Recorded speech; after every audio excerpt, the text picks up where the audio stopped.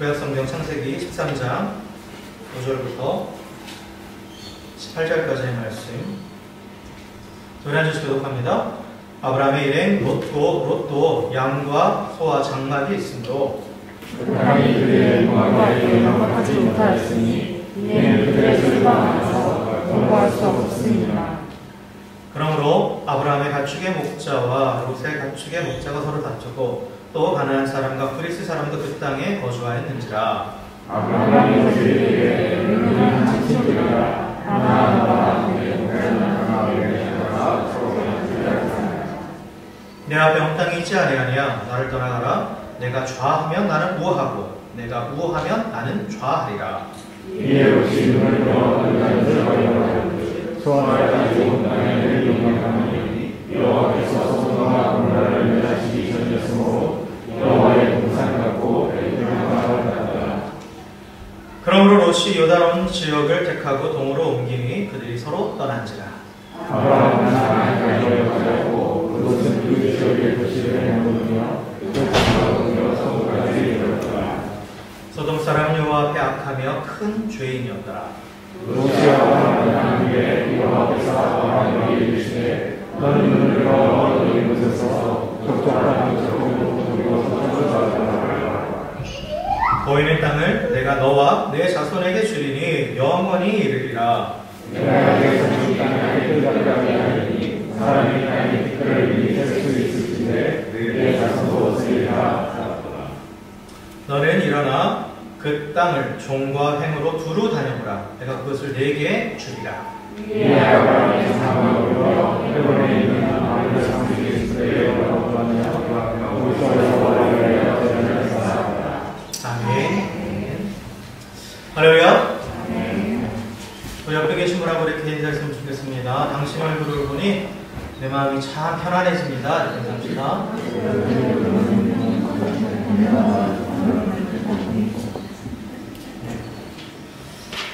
네, 우리 오래간만에 이제 2달 만이죠. 2달 만에 경배와 찬양 같이 이렇게 마음껏 찬양을 했는데, 물론 마스크를 쓰고 있어서 힘들긴 하죠. 힘들긴 한데, 그래도 이렇게 하나님 앞에 다시 이렇게 찬양을, 물론 찬송가도 찬양이죠. 근데 또 찬송가는 또 다르게 또 우리가 이렇게 경배와 찬양을 할 수 있다는 게 참 감사한 것 같아요.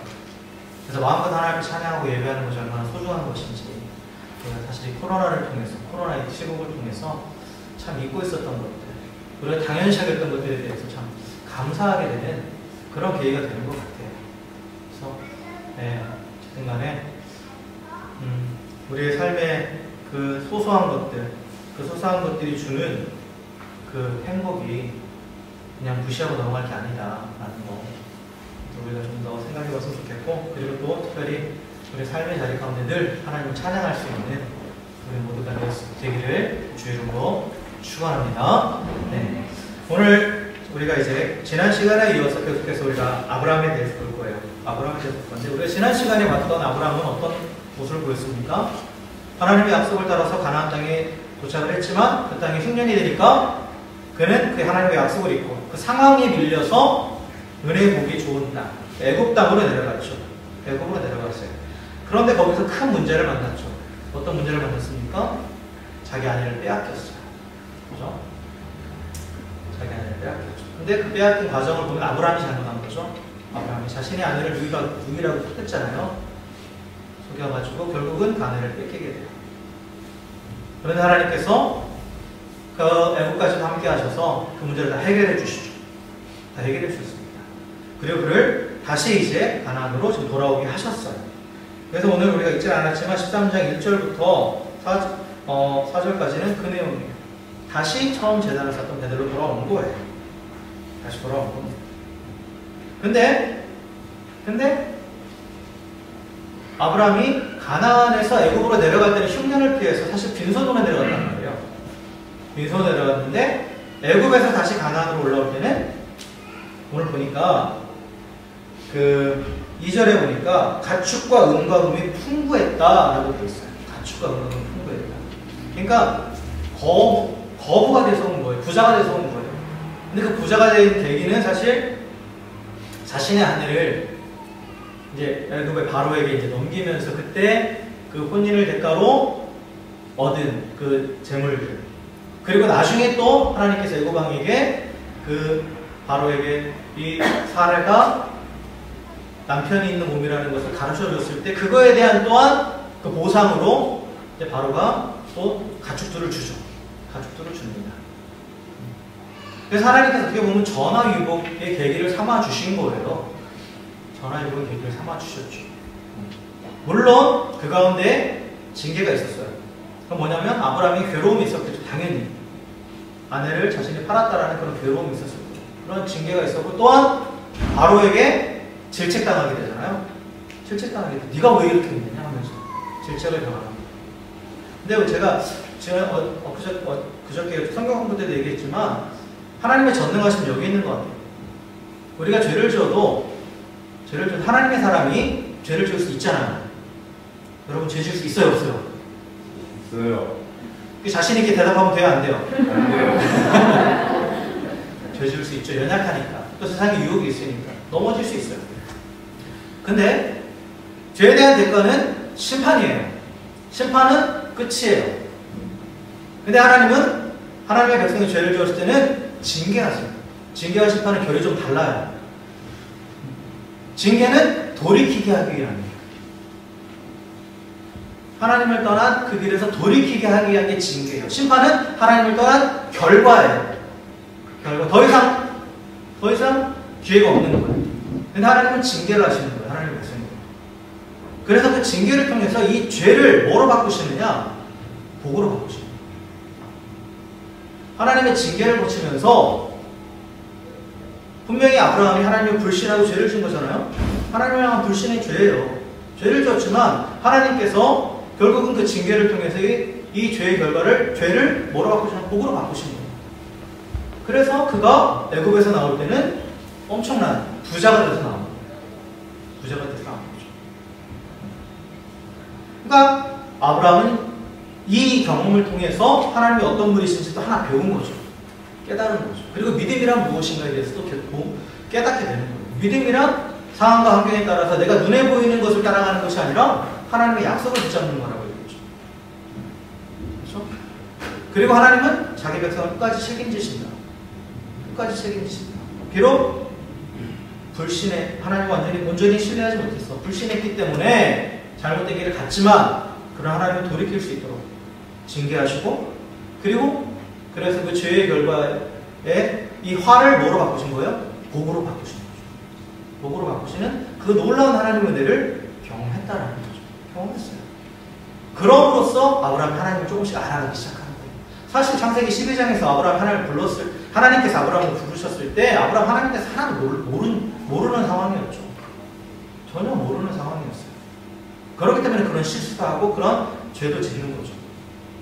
그러나 하나님은 그렇다고 해서 외면하지 않으시고 버리지 않으시고 징계를 통해서 돌이키게 하시고, 그리고 징계를 통해서 죄의 결과인 그 화를 오히려 복으로 바꿔주시는 분이심을 아브라함은 깨달은 거예요. 그렇기 때문에 오늘 본문에 나온 행동을 할 수 있는 거예요. 본문에 나온 결론적으로 말씀드리면 아브라함은 하나님을 경험했기 때문에, 화를 복으로 바꾸신 하나님을 경험했기 때문에 오늘과 같은 이 분쟁이 일어났을 때 자신이 먼저 양보하는 그런 선택을 할 수 있었던 거죠. 어쨌든 간에 이렇게 가나안으로 이제 아브라함이 돌아왔고, 그 이제 은금이 이제 가축과 재물이 풍부했다라고 되어 있어요. 그래서 애굽에서 가나안으로 돌아올 때 이 아브라함이 은금이 풍부했다, 귀금속이 풍부했다라는 이것은 사실 그 후손들 나중에 이때로부터 약 500년 이상의 시간이 흐른 뒤에 그 후손인 이스라엘 백성이 애굽에서 나올 때 그들이 자신들이 키우던 가축만 데리고 나온 게 아니에요. 애굽 사람들에게 원하는 대로 다 요구하라고 하나님께서 말씀하시잖아요. 그때 은금 폐물을 또 엄청 가지고 나와요. 애굽 사람들이 가지고 있는. 그것을 미리 보여주는 사건. 그대로 일어나는 거예요. 그 사건. 그대로 일어납니다. 어쨌든 간에 이제 가나안으로 돌아왔단 말이에요. 그런데 그 아브라함의 옆에 있던 롯도 같이 복을 받은 거예요. 사실. 그러니까 하나님의 복 받는 사람이 옆에 있으면 같이 복을 받는 거예요. 롯도 같이 복을 받았어요. 그래서 그도 이제 심히 많은 가축을 보유하고 있었다라고 오늘 성경은 기록하고 있죠. 그런데 오늘 6절에 보면 롯의 가축도 많고 아브라함의 가축도 많아서 그곳의 목초지에서는 함께 목축하기에는 이게 한계 상황에 다다른 거예요. 다다른 거죠. 그러니까 롯도 그렇고 아브라함도 그렇고 이 사람들이 이제 반유목민이에요. 그 유목민하고 반유목민의 차이는 뭐냐면 유목민은 계속 돌아다니는 거예요. 유목민은 이 목초지를 찾아서 계속 돌아다니는 사람들이 유목민이고 반유목민은 이 계속 이동하진 않아요. 계속 이동하진 않는데 그런데 가축을 치는데 그 목초지가 있는 주변에 몇 군데 스판을 정해서 거기로만 다니는 거예요. 그러니까 정해져 있는 영역이 있죠. 자기에게 정해져 있는 영역이 있어요. 그래서 그곳에 이렇게 돌아다니는 거예요. 근데 문제는 뭐냐면 사실 목초지도 목초지지만 이 그 가축을 키우기 위해서 중요한 게 뭐냐면 물이에요, 물. 그렇죠? 가축들이 마셔야 될 물이 있어야 될 거 아니에요. 그래서 우물이 상당히 중요했어요. 우물이 상당히 중요했어요. 그래서 뒤에 보면 창세기 26장 이렇게 쭉 보면 이 아브라함의 아들 이삭이 가는 곳마다 이제 우물을 파잖아요. 근데 그 우물 때문에 계속 싸움이 일어나잖아요. 서로 그 우물을 뺏으려고. 우물을 차지하는 자가 사실 그 지역의 경제권을 차지하는 거예요. 엄밀히 말하면. 그런 일들이 벌어졌죠. 그래서 이 우물을 중심으로 이제 거점을 마련하면서 주변에 목초지를 가지고 이제 서로 다툼들이 일어나는 거예요. 한정되어 있는 그런 땅이기 때문에. 그러니까 아브라함하고 이 롯 사이에 그런 분쟁이 생긴 거예요. 분쟁이 생긴 겁니다. 거기다가 오늘 또 뭐라고 얘기하고 있냐면 그 땅에 누구도 있었다? 그 땅에는 가나안 사람도 있었고 또 브리스 사람도 있었다라는 거예요. 그러니까 롯과 아브라함만 있는 게 아니라 또 다른 사람들도 살고 있었다라는 거죠. 그러니까 더 이상 여유가 없는 거예요. 그 땅에. 더 이상 여유가 없다라는 거죠. 그러면 이 문제를 해결하기 위해서는 어떻게 해야 돼요? 떠나야 되는 거예요. 둘 중에 하나는. 다른 곳으로 가야 되는 거예요. 둘 다 옮기든지 어쨌든 터전을 다른 곳으로 옮겨야 되는 거죠. 옮겨야 되는 거예요. 그래야만 이 분쟁이 해결될 수 있어요. 그래서 아브라함이 이제 롯을 불러서 이 분쟁을 해결하기 위해서 그가 롯에게 제안을 먼저 하죠. 제안을 먼저 해요. 우리가 이렇게 다투서는 안 된다. 한 가족인 우리가 이렇게 다투서 되겠느냐 하면서 자, 우리가 함께 더 이상 같이 할 수 없으니까 우리가 서로 이제 갈라져야 되는데 네가 먼저 땅을 택해라. 네가 원하는 곳으로 먼저 가라. 그러면 나는 네가 가는 곳에 반대편으로 가겠다. 네가 오른쪽으로 가면 나는 왼쪽으로 갈 것이고 네가 왼쪽으로 가면 나는 오른쪽으로 갈 것이고 네가 동쪽으로 가면 나는 서쪽으로 갈 것이고 이런 식으로 해서 먼저 롯에게 선택권을 주죠. 근데 사실 분명히 보면 아브라함은 연장자죠? 그렇죠? 집안의 연장자예요. 집안의 어른이에요. 그러니까 아브라함이 먼저 자신이 먼저 택하는 거죠. 택할 수 있는 당연한 권리가 있는 거죠. 천물도 위아래가 있지. 그렇죠? 그리고 아브라함은 족장이에요. 족장입니다. 가문의 우두머리란 말이에요. 그렇기 때문에 아브라함은 자신이 먼저 선택할 수 있는 권리가 있는데 그런데 아브라함은 자신의 권리를 내려놔요. 그럼으로써 갈등과 다툼을 해결하는 거죠. 세상의 갈등과 다툼은 왜 일어납니까? 서로 자신의 권리를 주장해서 일어나는 거죠. 하나님의 사람은 화평케 하는 자예요. 그죠? 성경은 우리에게 화평케 하는 자라고 말씀했어요. 화평케 하는 자는 어떻게 화평케 하느냐? 내 권리를 내려놓음으로 화평케 하는 거예요. 손바닥도 마주쳐야 소리가 나는 거잖아요. 권리와 권리를 서로 주장할 때 싸움이 일어나는 거죠. 근데 한 사람이 내 권리를 포기하면 바라는 사람이 아무리 권리를 주장해도 싸움은 일어나지 않는 거예요. 하나님의 사람은 화평케 하는 자라고 성경 분명히 말하죠. 오늘날 이 세상 가운데 계속해서 분쟁이 일어나고 싸움이 일어나는 것은 서로가 자신들의 권리만을 주장하기 때문이에요. 그런데 우리 믿는 자들도 그 안에서 똑같이 나의 권리를 주장하기 때문에 그렇기 때문에 세상의 분쟁이 끊이지 않는 거죠. 우리 성도들은 그리스도인들은 화평케 하는 자로서의 의무가 있어요. 그래서 우리가 들어가는 곳은 화평케 하는 일이 일어나야 돼요. 평화가 이루어져야 돼요. 하나님의 평화가. 어떻게? 내 권리를 내려놓는 거였어요. 내 권리를. 가정에서도 내 권리를 내려놔야 가정에 평화가 오는 거예요. 내가 남편인데, 내가 아내인데, 내가 아빠인데, 내가 엄마인데, 내가 자식인데 하면 서로 자신의 권리만 주장해 보세요. 그 가정은 정말 한순간도 바람은 잘 날이 없겠죠. 그렇죠? 그러다가 나중에 풍비박산이 나죠. 가정의 평화를 원하십니까? 가정의 평화 원하시죠? 내 권리를 내려놓으시면 돼요. 내 권리를 내려놓으시면 돼요. 당연히 내가 그럴 자격이 있죠. 본인의 포지션이 있고 해온 자신의 공로가 있을 거예요. 그러나 그걸 내세우지 않고 그걸 내려놓을 때 가정의 평화가 이루어지는 거예요. 상대방이 내려놓기만 원하잖아요. 그렇죠? 그러니까 싸움이 계속 돼요. 교회에서도 마찬가지입니다. 교회 안에 분쟁이 일어나는 것도 마찬가지죠. 내가 목사인데, 내가 장로인데, 내가 집사인데, 내가 이 교회를 위해서 얼마나 헌신했는데 하면서 내 권리를 주장하려고만 하니까 서로 계속해서 다툼이 일어나는 거죠. 그러나 어느 한쪽이 포기하며 내려놓으면 평화는 이루어집니다. 오늘 아브라함은 하나님의 사람이 분쟁을 어떻게 해결해야 되는지 분명하게 보여주고 있어요. 내 권리를 내려놓고 있어.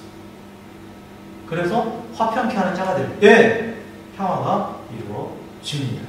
그리고 내가 내려놓은 권리만큼, 내가 포기한 것만큼 누가 갚아주세요? 하나님이 갚아주시는 거예요. 하나님이 갚아주시는 거예요. 그래서 우리가 아브라함처럼 내가 먼저 내 권리를 포기하고 내려놓음으로써 정말 화평케 하는 자라고 그 이름에 걸맞는 그런 온전한 성도로 살아갈 수 있는 우리 모두가 되기를 다시 한번 주의 이름으로 간절히 축원합니다. 네. 자, 그리고 아브라함이 이렇게 자신의 권리를 먼저 내려놓을 수 있었던 것은 그가 이미 하나님을 경험했잖아요. 그렇죠? 모든 화를 복으로 바꾸시고 모든 악을 선으로 바꾸시는 그 하나님을 경험했단 말이에요. 그러나 내가 포기하더라도 하나님은 책임지신다는 것을 믿었기 때문이죠. 우리도 마찬가지예요. 하나님이 다 보고 계시고 하나님 다 하시는 거예요. 아무리 사실 내가 권리를 포기한다고 해서 상대방이 안아줄까요? 안 알아줘요. 그렇잖아요. 우리가 은근히 또 권리를 포기할 때도 은근히 기대하는 게 있죠. 내가 포기했으니까 저 사람이 좀 알아주겠지. 아니요. 절대 안 알아줍니다. 절대 안 알아줘요. 그러나 하나님이 다 보고 그리고 때가 되면 하나님이 갚아주시는 거예요. 그래서 권리를 포기할 때도 항상 그것도 기억하셔야 돼요. 내가 권리를 포기한다고 해서 알아주는 거 없습니다. 그걸 기대하면 더 실망이 큰 거예요. 기껏 내가 이렇게 포기했는데 왜 더 XX야 하면서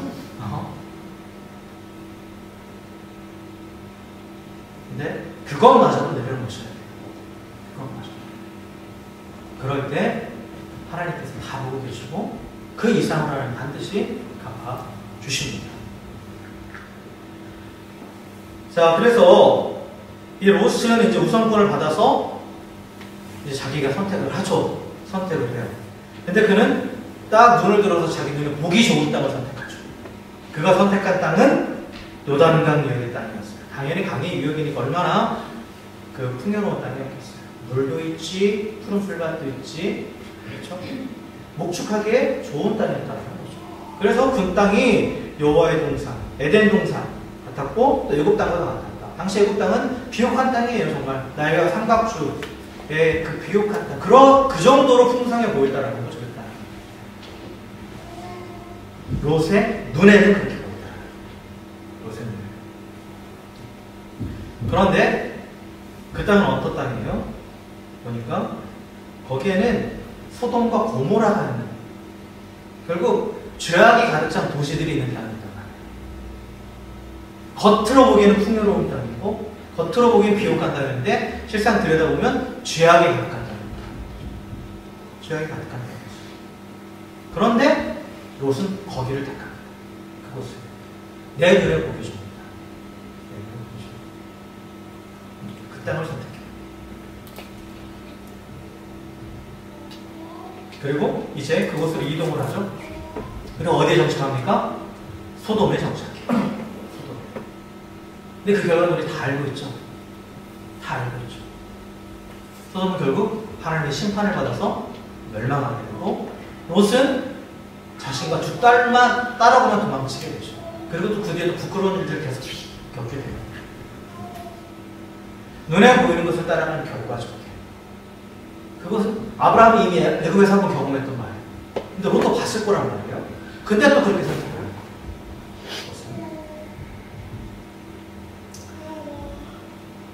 근데 이제 아브라함은 롯과의 약속대로 롯이 선택한 푸른 초원과 물이 풍부한 동쪽 땅과는 반대쪽인 서쪽 땅을 선택합니다. 근데 이 서쪽 땅은 어떤 땅이냐? 이 고산지대예요. 강과 하천도 없고 샘도 많지 않고 물이 부족한 땅이에요. 그러니까 지난 시간에도 말씀했지만 항상 하늘에서 비가 오기를 기다려야 돼요. 비가 와야 되는 땅이에요. 그러니까 하늘만 바라보는 땅이에요. 하늘만 바라보는 땅. 하나님을 철저하게 의지할 수밖에 없는 그런 땅이죠. 그러니까 롯이 동쪽의 기름진 땅을 선택해서 떠나서 아브라함은 사실 그 땅에 그냥 머문 거예요. 물이 그렇게 넉넉하지 않았던 그 서쪽 그 지역 베델 지역에 그대로 머물러 있었어요. 머물러 있었던 거죠. 여전히 머물러 있었어요. 왜요? 하나님이 약속하신 땅이니까. 그 땅에 머물러 있었다는 거죠. 그러니까 선택하는 기준이 달라진 거예요. 눈에 보이는 좋은 것이 아니라 하나님의 약속의 선택의 기준인 거죠. 그래서 그냥 그 자리에 머물기를 선택한 거예요. 그래서 그렇게 롯이 떠나고 나니까 하나님께서 아브라함에게 환상 중에 나타나시죠. 그리고 눈을 들어서 땅 사방을 보라고 말씀하세요. 그러면서 그의 눈을 열어주셨어요. 그 땅이 다 네 것이다. 이 땅이 다 너의 것이다. 네가 밟는 모든 땅 다 너의 것이다. 그리고 이 땅 가운데 또한 이 땅에 있는 티끌만큼 많은 자손을 너에게 주겠다. 하나님께서 약속하시죠. 그러니까 그 눈이 그가 그냥 사람의 눈으로 보면 척박한 땅이에요. 그런데 하나님의 약속의 눈으로 바라보면 그 이상 비옥한 땅은 없는 거죠. 그 이상 비옥한 땅은 없는 거예요. 그러니까 롯은 눈에 보기에 좋은 죄악의 땅을 향해 나아갔지만 아브라함은 척박하지만 하나님이 보여주신 땅을 향해 나아갔어요. 아브라함이 이미 눈에 보이는 것을 따라갔을 때 그 실패를 경험했죠. 그래서 그에게 중요한 것은 정말 눈에 보이는 상황과 환경이 아니라 하나님의 약속이 중요하다는 걸 그는 알고 있었다는 거예요. 깨달았다는 거죠. 그리고 하나님의 약속을 따를 때 하나님이 함께 하시고 하나님이 함께 하시는 그곳이 젖과 꿀이 흐르는 그런 비옥한 땅이라는 것을, 그 풍요로운 땅이라는 것을 아브라함은 알았다는 거죠. 그렇기 때문에 롯과 땅을 나눌 때 그는 철저하게 자신의 권리를 내려놓고 하나님만을 의지한 거예요. 하나님만. 눈에 보이는 풍요로움을 따르지 않고 하나님의 약속을 따라갔다는 거죠. 롯은 탐욕의 눈으로 세상을 바라보면서 세상이 주는 죄악의 땅을 택했고 아브라함은 믿음의 눈으로 하나님을 바라보면서 하나님이 보여주시는 땅을 택한 거예요. 하나님 보여주시는 땅. 사랑하는 성도 여러분, 탐욕의 눈이 아닌 믿음의 눈으로 바라볼 수 있는 우리 모두가 되길 주의 이름으로 축원합니다. 그래서 내 눈에 보기 좋은 것을 선택하는 것이 아니라 하나님이 보여주시는 것을 선택할 수 있는 우리 모두가 되길 주의 이름으로 축원합니다.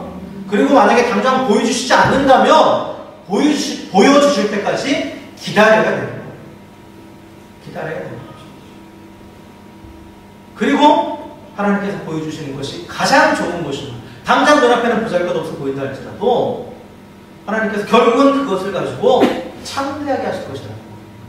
그 사실을 확신하시기를 주의 이름으로 축원합니다. 그래서 아브라함은 이렇게 하나님의 약속을 따라갔어요.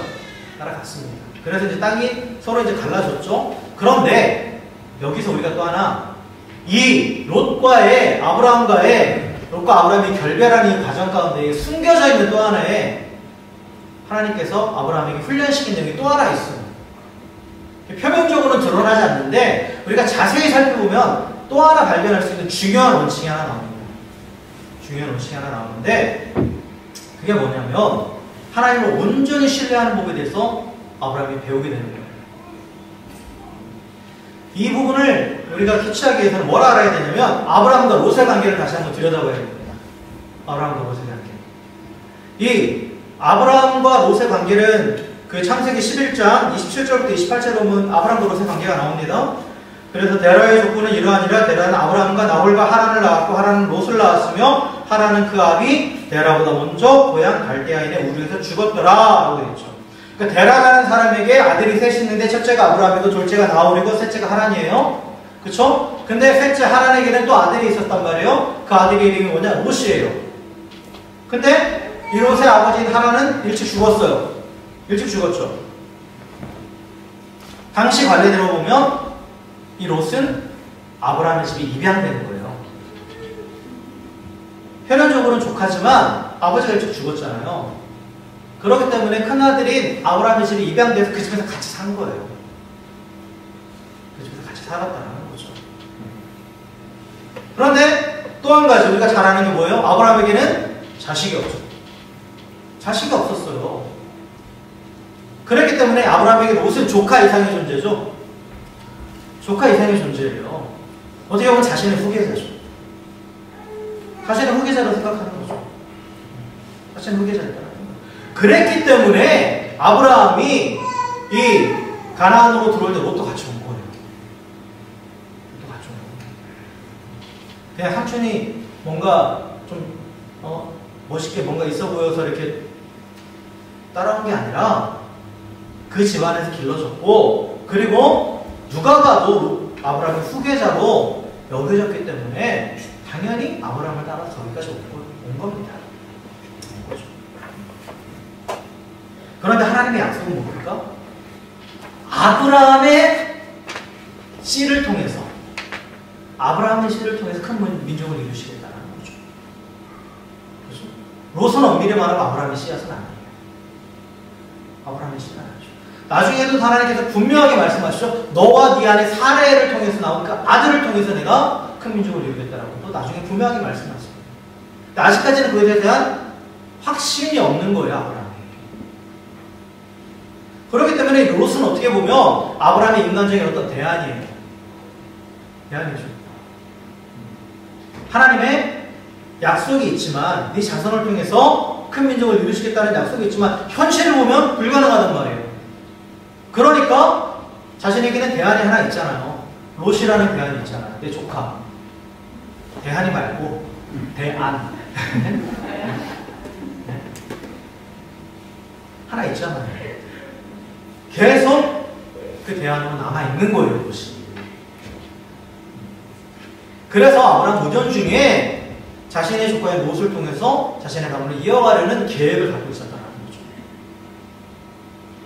성경 그것에 대해서 정확하게 말하지 않지만 충분히 추론해 볼 수 있는 상황이에요. 그때 당시 관습이나 그런 것들을 봤을 때. 그러한 계획을 가지고 있었는데 오늘 보니까 어떻게 해요? 둘이 서로 갈라지게 되죠. 그러니까 표면상의 이유는 목자들이 서로 다퉜기 때문에 그 땅이 좁아가지고 서로 목축을 같이 할 수 없었기 때문에 갈라진 것으로 표면상의 이유는 그렇게 되어 있지만 그 뒤에 숨겨져 있는 것은 뭐냐? 하나님께서 갈라지게 하신 거예요. 하나님께서 갈라지게 하신 거죠. 왜요? 하나님의 약속을 성취하시기 위해서. 롯이 만약에 계속 그 안에 있었다면 아브라함이 계속 롯만 바라봤을 거예요. 하나님의 약속이 아니라 하나님의 약속 이루어주시면 좋고 안 이루어져도 상관없고 나에겐 롯이 있으니까 그렇게 생각했을 거라고. 그런데 롯이 떠나니까 그때서야 다시 한번 하나님의 약속이 확인되는 거죠. 그래서 이 롯이 떠난 이후에 하나님께서 아브라함에게 나타나셔서 약속을 다시 한번 확인해 주실 때 땅의 얘기만 하는 게 아니라 자손의 얘기도 같이 하시는 거예요. 다시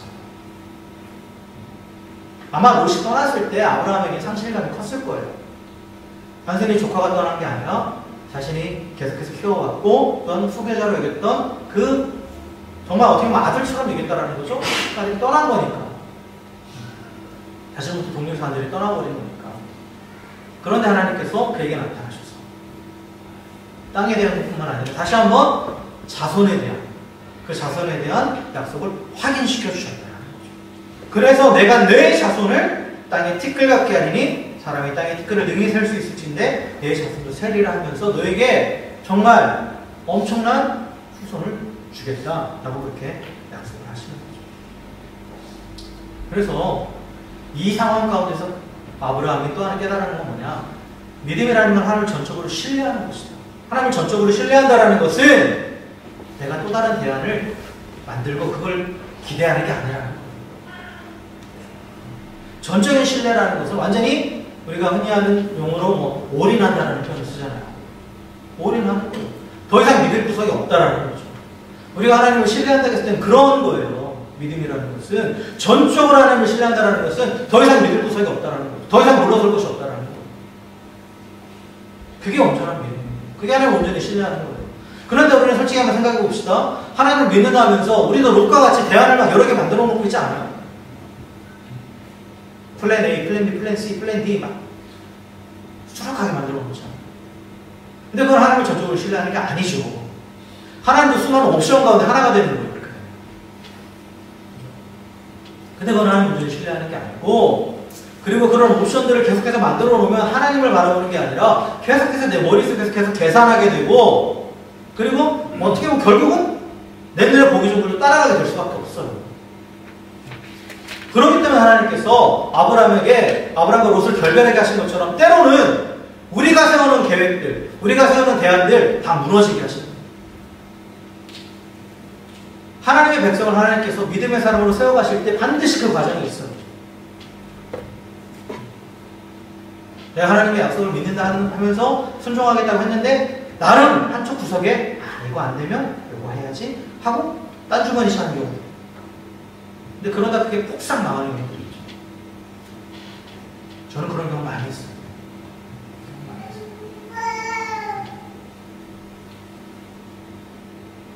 그 과정을 통해서 하나님은 나밖에 없다. 나만 바라봐.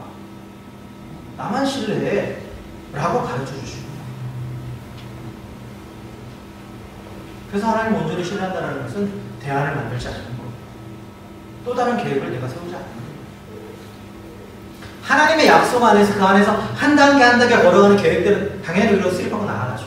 그러나 그 약속에서 벗어난 또 다른 대안을 만들고 또 다른 계획을 만드는 것은 믿음의 자세가 아니라는 거죠. 믿음의 태도가 아니라는 거예요. 그래서 그러한 것들이 있을 때 하나님은 아브라함에게서 롯을 제거하신 것처럼 그러한 우리에게 있는 그런 대안들 하나하나 제거해 가십니다.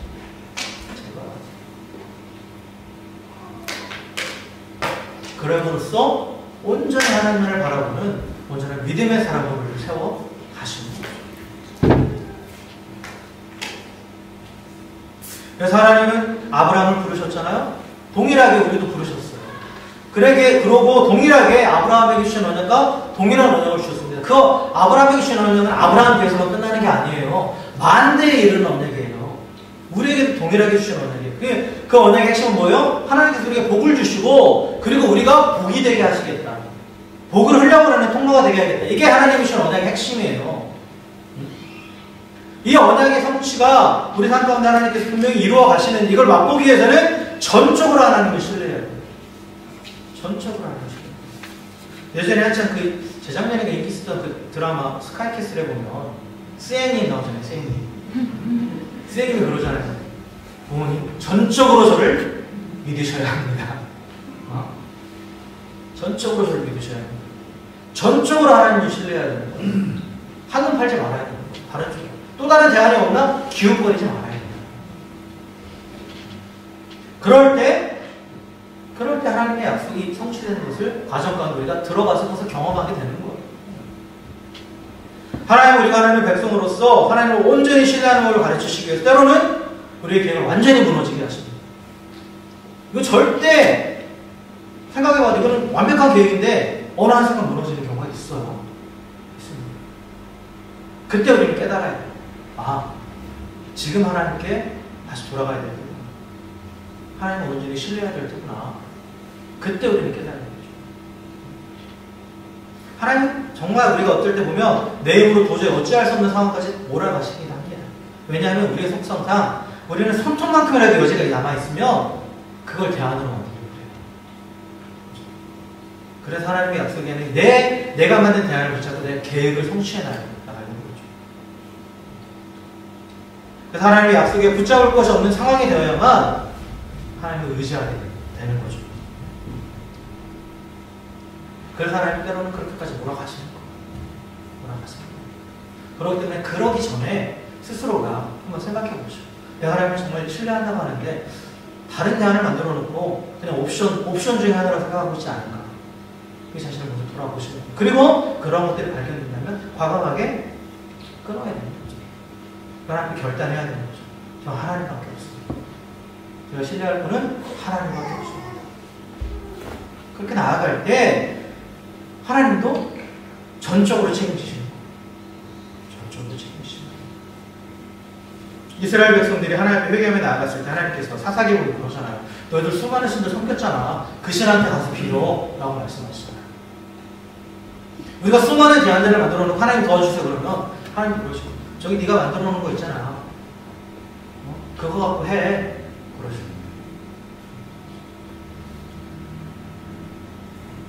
우리 한번 생각해 보시기 바랍니다. 오늘 내게 롯과 같은 존재는 무엇인가? 내가 하나님을 신뢰하지 못하기 때문에 만들어 놓은 대안은 어떤 것인가? 그것들이 있다면 아브라함이 롯과 결별했던 것처럼 우리도 내가 만들어 놓은 그 대안들과 결별해야 합니다. 모든 대안을 버리고 철저히 하나님을 신뢰해야만 이미 성취된 하나님의 언약을 날마다 나아갈 수 있는 것. 그래서 약속하신 대로 복을 누리고 그 복을 전하는 자가 될 줄 믿습니다. 말씀을 정리하겠습니다. 하나님은 아브라함을 부르시면서 그에게 복을 주시고 그를 복이 되게 하시겠다고 약속하셨습니다. 성도들은 동일한 부르심과 약속을 받은 자들입니다. 그래서 하나님의 약속의 성취를 맛보기 위해서는 하나님의 부르심에 믿음으로 반응해야 됩니다. 그래서 믿음이란 내 눈에 보기 좋은 것을 선택하는 게 아니죠. 믿음은 하나님이 보여주시는 것을 선택하는 거죠. 또한 믿음은 하나님을 전적으로 신뢰하는 거예요. 어떤 옵션도 남겨놓지 않고 오직 하나님만 붙잡고 의지하는 거죠. 그래서 철저히 하나님만 신뢰하면서 하나님이 보여주시는 것을 선택하는 그런 믿음으로 살아갈 때에 하나님이 약속하신 복을 누리게 될 줄 믿습니다. 사랑하는 성도 여러분, 그래서 하나님이 함께 하심으로 범사에 형통케 하시는 줄 믿습니다. 그리고 또한 거기로만 머물러 있는 것이 아니라 다른 사람들에게도 또 하나님의 복을 흘려보내는 복의 통로가 될 줄 믿습니다. 그래서 그렇게 온전한 믿음으로 살아가면서 약속하신 복을 누리고 또 하나님의 복을 사람들에 흘려보내면서 하나님의 영광을 나타내는 그런 복된 삶을 살아가시는 저 여러분, 우리 모두가 되기를 다시 한번 주의 이름으로 간절히 축원합니다. 함께 기도하겠습니다.